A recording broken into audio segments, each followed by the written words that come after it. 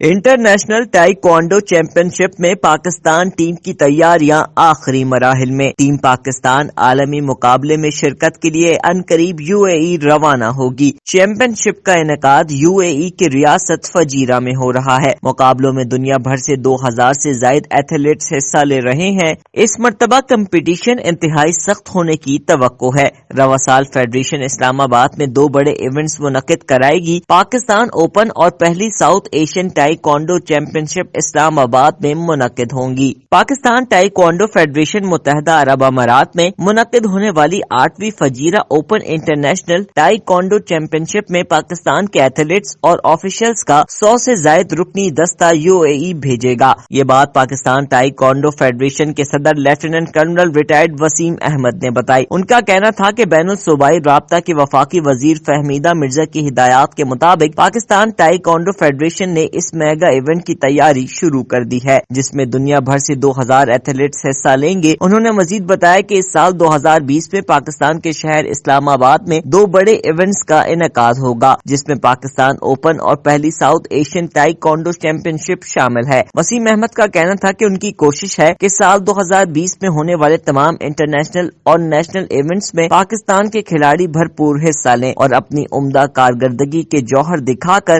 ملک کا نام روشن کریں۔ وسیم احمد کے مطابق پاکستان اولمپک ایسوسی ایشن اور دیگر تمام اداروں نے اپنے بھرپور تعاون کا یقین دلایا ہے۔ سندھ اسکول تائیکوانڈو ایسوسی ایشن کے صدر محمود احمد کا کہنا ہے کہ فیڈریشن نے انہیں جو ذمہ داری دی ہے اس پر پورا اترنے کی پوری کوشش کریں گے۔ خاص طور پر UAE میں ہونے والے مقابلے ہمارے لیے بہت اہمیت کے حامل ہیں۔ انہوں نے صدر PTF راجہ وسیم احمد کی ملک میں تائیکوانڈو کے فروغ کے لیے خدمات پر انہیں خراج تحسین پیش کیا اور انہوں نے کہا کہ ہم شانہ بشانہ ان کے ساتھ کھڑے ہیں۔ انصار احمد، DNN۔